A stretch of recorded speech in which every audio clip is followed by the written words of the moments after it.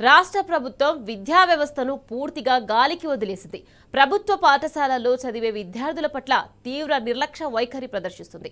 పేద మధ్యతరగతి విద్యార్థులు చదువుకునే విద్యాలయాల్లో మౌలిక వసతులను కల్పించడానికి ఆపసోపాలు పడుతుంది. నిజామాబాద్ జిల్లాలో ప్రభుత్వ పాఠశాలల పరిస్థితులు అత్యంత దయనీయంగా ఉన్నాయి. నిజామాబాద్ జిల్లాలో ప్రభుత్వ పాఠశాలలో చదువుకునే విద్యార్థుల అవస్థలపై టీ న్యూస్ స్పెషల్ ఫోకస్.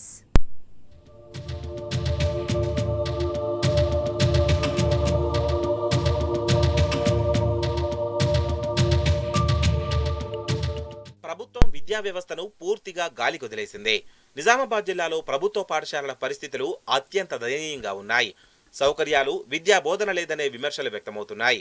గదుల కొరత, టీచర్ల కొరతతో విద్యా బోధన కుంటుపడే పరిస్థితులు దాపురించాయనే విమర్శలు వ్యక్తమవుతున్నాయి. అనేక ప్రభుత్వ పాఠశాలలు మరమ్మతులకు నోచుకోవడం లేదు. పాఠశాల భవనాల్లో విద్యార్థులు ప్రమాదకర పరిస్థితుల్లో చదువులు కొనసాగించాల్సి వస్తోందని తల్లిదండ్రులు ఆందోళన వ్యక్తం చేస్తున్నారు. ఇక వర్షం పడితే విద్యార్థుల పరిస్థితి వర్ణనాతీతం. వర్షంతో పై స్లాబులు, పెచ్చులు ఎప్పుడు ఊడిపోతాయోనని ఆందోళన విద్యార్థులు నెలకొంది. చిన్న వర్షానికే తరగతి గదులు తడిసిపోతున్నాయని ఆందోళన చెందుతున్నారు.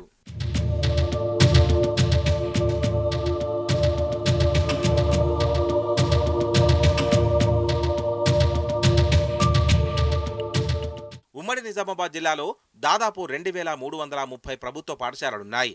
నిజామాబాద్ జిల్లాలో 1260, కామారెడ్డి జిల్లాలో 1080 పాఠశాలలున్నాయి. ఈ రెండు జిల్లాల్లో కలిపి 2.09 లక్షల మంది విద్యార్థులు చదువుతున్నారు. జిల్లాల్లో అమ్మ ఆదర్శ పాఠశాలల్లో చేపట్టిన పనులు పూర్తి కాలేదు.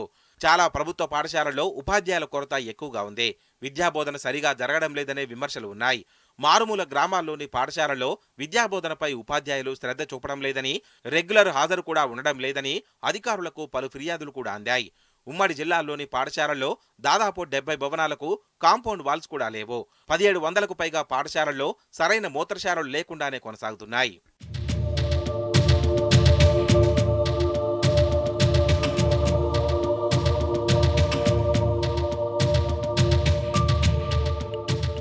హై స్కూల్ గర్ల్స్ వాష్రూమ్ వెళ్లడానికి ఇబ్బందులు పడుతున్నారు.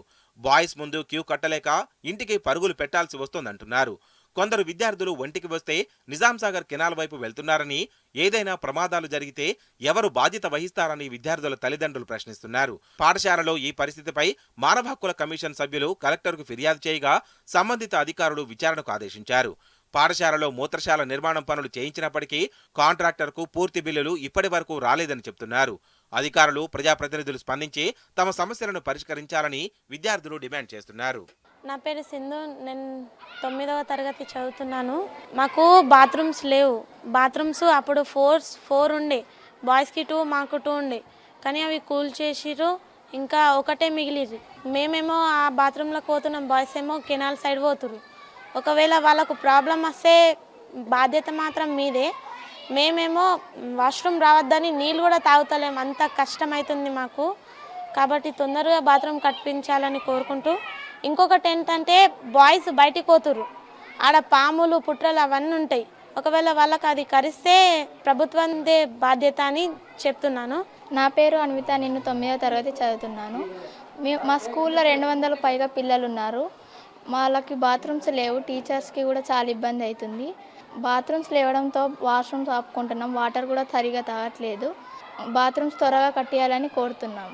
జిల్లాలోని నందిపేట్, నూత్పల్లి, ఫతేపూర్, కోటగి 8, డిచ్పల్లి, దర్పల్లి గ్రామాల్లోని ప్రభుత్వ పాఠశాలల మరమ్మతులను పట్టించుకోవడం లేదు.